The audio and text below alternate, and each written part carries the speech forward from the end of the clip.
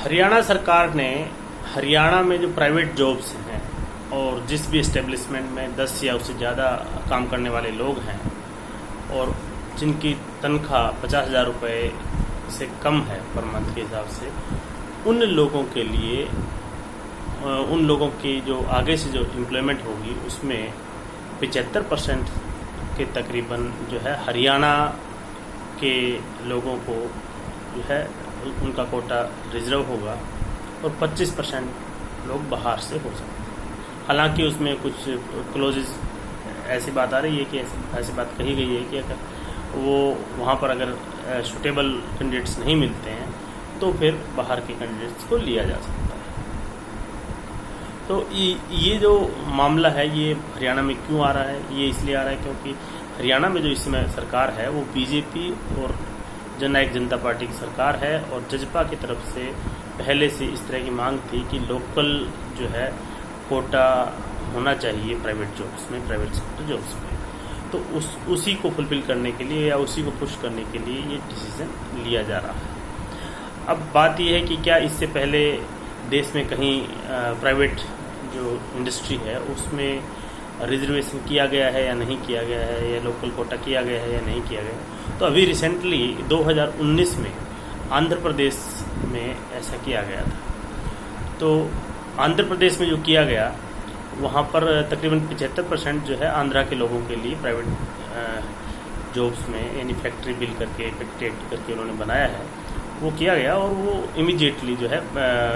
वहाँ high court में challenge हो गई उसकी कॉन्स्टिट्यूशनल वैलिडिटी, क्योंकि उनका ये कहना है कि एक तो ये आर्बिट्रेरी है, आर्टिकल 14 का वायलेशन करता है, दूसरा ये आर्टिकल 16(3) का भी वायलेशन करता है, जो कि पब्लिक एम्प्लॉयमेंट में तो रेजिडेंस बेस्ड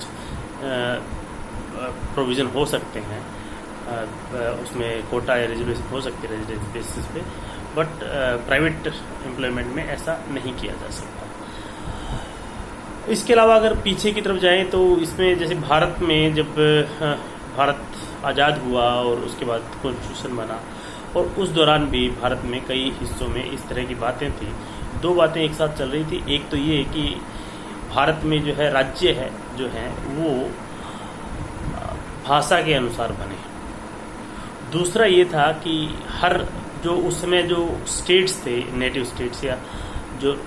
प्रिंस स्टेट्स कहिए या रियासतें जो थी, वहाँ पर भी परमानेंट रेजिडेंट्स का कंसेप्ट था कि वहाँ लोकल आदमी को ही एम्प्लॉयमेंट हो, son of the soil will get the benefit of employment. तो कई तरह के बेनिफिट उसमें मिलते थे उन लोगों को। तो उस समय की जो सरकार थी उसका ये मानना था कि देश में नेशनल इंटीग्रेशन बढ़ाने के लिए और उसके हिसाब से एक तो जो लिंग्विस्टिक बेसिस पर राज्यों का गठन नहीं होना चाहिए। लेकिन उस समय आंध्र प्रदेश में श्री रामापोटलू या जो भी उनका कांग्रेस के लीडर थे, उन्होंने करीबन 55-56 दिन तक जो है आमरण अनशन किया और उसके बाद मर गए। तो उसके बाद आंध्र प्रदेश बनाना पड़ा। मद्रास जो प्रेसिडेंसी थी वहाँ से, जो उसमें जो आंध्र स्पीकिंग जो एरिया था उसको आंध्र प्रदेश उस समय बनाया। उसके बाद 1956 में पूरे देश में जो है लिंग्विस्टिक बेस पे ही अल्टीमेटली स्टेट्स का रीऑर्गेनाइजेशन होगा। रियासतें भी ख़त्म हो गई और कुल मिलाकर के जो स्टेट्स और यूनियन टेरिटरीज में बने वो ज़्यादातर जो है लिंग्विस्टिक बेसिस उसमें मेजर जो है फोकस उसी चीज़ पर था। उसके बाद दूसरे भी फैक्टर्स थे। तो उसमें भी रिकमेंडेशन जब आप देखोगे तो उसमें लिखा गया था कि एक्चुअल में क्या है कि जो परमानेंट रेजिडेंट का कंसेप्ट है that is anti constitutional and anti India. क्योंकि जब अगर आप लोकलाइज कर दोगे चीज़ों को कि कोई फलाना एरिया का जो रेजिडेंट है और वो अगर अनरिजनेबल जो है होगी, अगर जो आपने रेजिडेंस का डिसीजन लिया है अगर उसमें रीजनेबल चीज़ें हैं तो ठीक है, लेकिन अगर आप उसमें ऐसा आर्बिट्रेरी सी चीज़ रख दोगे जैसे कि जम्मू कश्मीर में 70 साल तक चलते रहा परमानेंट रेजिडेंट का कंसेप्ट, बाकी सब जगह ख़त्म हो गया और वहाँ पर जब परमानेंट रेजिडेंट सिर्फ जो ख़त्म की गई है अभी तो इतना हल्ला हुआ है पिछले 70 सालों में। जब उसके बारे में बात की गई तो ये स्पेशल स्टेटस फलाना डिमाका इस तरह की बातें आने लगी। तो वही सब चीज़ें अब अलग अलग स्टेट्स में सरकारें वोट बैंक के लिए करने की कोशिश कर रही हैं जैसे मैंने बताया कि आंध्र प्रदेश में ऐसा हुआ है 2019 में, और उससे पहले भी जो है कर्नाटका में कोशिश की गई। एक बार तो कर्नाटका में ये बात की गई कि 100% रिजर्वेशन होना चाहिए प्राइवेट जॉब्स में, खास करके कुछ पर्टिकुलर COD ग्रुप की जो जॉब्स होती हैं। अब उसमें एक तो COD ग्रुप की प्राइवेट जॉब्स में कैसे आप डिफाइन करोगे, वो भी अपने आप में एक इशू है। उसके अलावा जो है महाराष्ट्र में भी ऐसी कोशिश की गई कि 75 to 80% तक लोकल जो यूथ है उसके लिए प्राइवेट सेक्टर की जॉब्स जो है रिजर्व। तो इस तरह से एक्चुअल में ये एक तरह से इस टाइप से करने की कोशिश की जा रही है कि छोटे छोटे कुएं बनाकर उसमें ही कुएं की मेंढक बन करके लोग रहें कुल मिला करके। दूसरे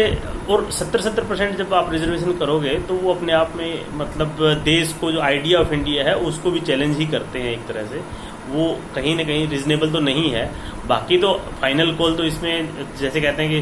भाई कोई भी मामला आता है, कोई भी कानून होता है तो फाइनल इंटरप्रेटर इज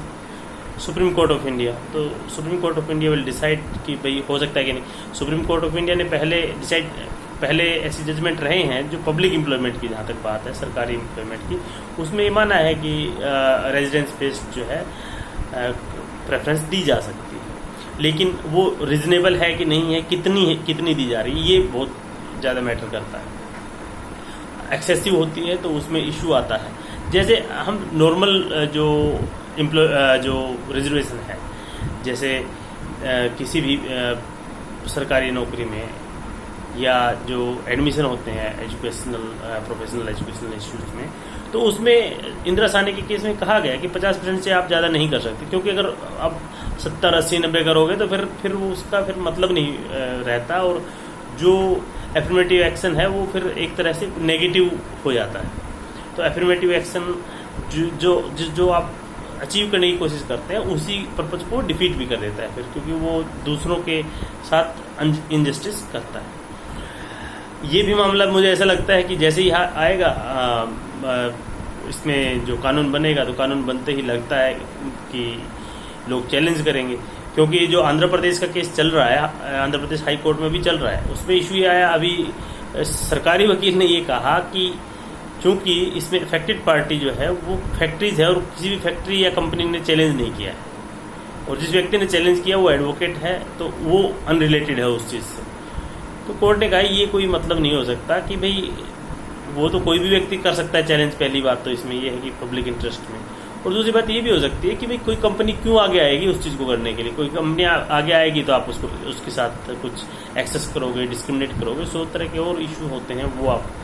उनके साथ कर सकते हैं। तो इसलिए भी हो सकता है कोई आगे ना आए, लेकिन ऐसे पब्लिक स्पिरिटेड पर्सन होते हैं जिनको लगता है कि भाई जो संविधान के जो प्रिंसिपल हैं, जो भी डॉक्ट्रिन्स हैं, उसके हिसाब से इसका ये वोलेशन हुआ है, और वोलेशन हुआ है तो ये टेस्ट होना चाहिए, और सुप्रीम कोर्ट, हाई कोर्ट और बाद में सुप्रीम कोर्ट जो है फाइनल इंटरप्रेटर के रूप में उसमें काम करते हैं, और वो देखते हैं कि हरियाणा में खास करके जो नज़रें हैं वो कुल मिला करके गुड़गांव की जॉब्स पर मुझे लगता है या NCR में गुड़गांव के अलावा भी, जैसे हरियाणा तो आधा तो NCR में आ जाता है कि गुड़गांव एक मेजर डेवलप्ड सिटी है, उसके बाद जो है फरीदाबाद एक इंडस्ट्रियल सिटी है, उधर जो है बहादुरगढ़ का एरिया आ जाएगा झज्जर में से, और पानीपत सोनीपत का एरिया जो आ जाता है। तो देखते हैं इसमें लोकल यूथ को कितना बेनिफिट मिलता है, और दूसरा कि दूसरों को प्राइवेट कंपनियों को जो रोका जा रहा है, क्योंकि उनको पेनलाइज भी किया जाएगा अगर वो सही से डेटा नहीं देंगे और सही से जो कंडीशन रखी गई है उसको फुलफिल नहीं करेंगे, तो उन पर लाखों रुपए का जुर्माना भी लगाया जा सकता है। तो ये अब हरियाणा सरकार कर रही है, और कोई भी सरकार करती है देश भर में। मैंने बताया जैसे कि 5, 6, 7 सरकारों का अलग अलग पिछले 1-2 साल में कोशिश की जा रही है कि लोकल जॉब्स को लोकलाइज किया जाए और लोकल व्यक्ति के लिए कोटा क्रिएट किया जाए मैक्सिमम 70-80% तक। तो वो एक इशू है, देखते हैं इसमें क्या होता है।